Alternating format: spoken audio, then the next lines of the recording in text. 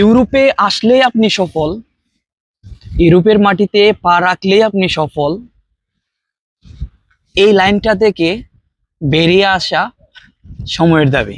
বলতেছি, নীরব সংগ্রাম করে যাওয়া প্রত্যেকটা স্বপ্নবাজ ইতালি প্রবাসী বা ইউরোপ প্রবাসীরা হুচুটকে পড়ে আছেন বলতে গেলে। আমি এভাবে বলতেছি কেন, এমন অনেক স্বপ্নবাজ দেখেছি, এরকম স্বপ্ন দেখে এমনকি আমিও ইউরোপ আসলেই আমি সফল, ইউরোপ আসলেই আহ নিজে অনেক কিছু করতে পারবো, মানে টোটালি পরিবারকে ভালো রাখতে পারবো, নিজে ভালো থাকবো, লাইফস্টাইল অন্যরকম হবে। হ্যাঁ, ঠিক আছে, সবই ঠিক আছে।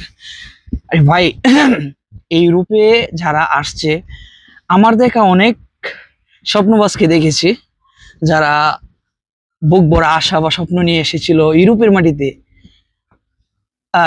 নিজেও ভালো থাকবে, পরিবারকেও ভালো রাখবে, কিন্তু দেখা যায় কি, প্রায় কয়েকজনের সাথে এমনও দেখা হয়েছে যেটা দেখার জন্য মোটেও প্রস্তুত ছিলাম না, এভাবে দেখার জন্য মোটেও প্রস্তুত ছিলাম না।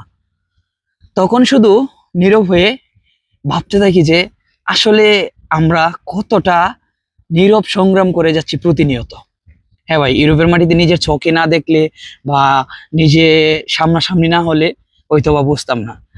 আমরা বাংলাদেশে যারা আছি ভাবি ইউরোপের মাটিতে আসতে পারলে আমরা সফল, বা ইউরোপের মাটিতে এসে নিজের পরিবারকে মনে হয় ভালোভাবে সাপোর্ট দিতে পারবো। হ্যাঁ, ঠিক আছে, একটু ভালো থাকবেন। আমিও ভালো আছি, আলহামদুলিল্লাহ, শুকরিয়া আল্লাহর কাছে। আমি আছি, বাবা আছে ইতালির মাটিতে, শুকরিয়া আল্লাহর কাছে। কিন্তু মানে এই ভিডিওটা শুধুমাত্র তাদের জন্য যারা নাকি ভাবেন যে ইউরোপের মাটিতে আসলেই সফল, ইউরোপের মাটিতে আপনি কোনোভাবে নিজেকে উপস্থাপন করতে পারলেই সফল। না ভাই, এখানে জীবন অনেক কঠিন, এখানে অনেকেই নীরবে সংগ্রাম করে যাচ্ছে কিন্তু এগিয়ে যেতে পারছে না। তো ইউরোপের মাটিতে আসার পরে যেটা সবার আগে করতে হবে সেটা হচ্ছে ভাষা। আমরা সাধারণত যে কোনো দেশে যাই, আগে ভাষার দিকে মনোযোগ দিতে হবে, ভাষাটা খুব জরুরি। তারপর হচ্ছে ভালো একটা কাজের উপর কোর্স করা, যদি বাংলাদেশ থেকে কাজ শিখে আসা হয় সেক্ষেত্রে তো আরো বেশি ভালো। তো টোটালি ইতালিতে আসলে আপনি সফল, এই লাইনটা থেকে বেরিয়ে আসতে হবে। দিন রাত এক করে কাজ করে যাচ্ছে প্রতিনিয়ত, জীবনের চাকা ঘোরাতে চেষ্টা করে যাচ্ছে। কয়জনই বা সফল হয়েছে, কয়জনই বা ইতালিতে বা ফ্রান্সে বা ইউরোপের যে কোনো দেশে এসে কি করে ফেলেছে।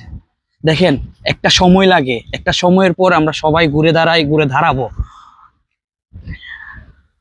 হাতে গোনা কয়েকজন ইউরোপের মাটিতে এসেছে, সে যেমনটা স্বপ্ন দেখেছিল হয়তো বা আংশিকটা পূরণ করতে পেরেছে, বা ভালো আছে, অনেকটা ভালো আছে। কিন্তু অধিকাংশ ক্ষেত্রেই দেখা যায় সংগ্রাম চালিয়ে যাচ্ছি নীরবে, কেউ দেখতেছে না।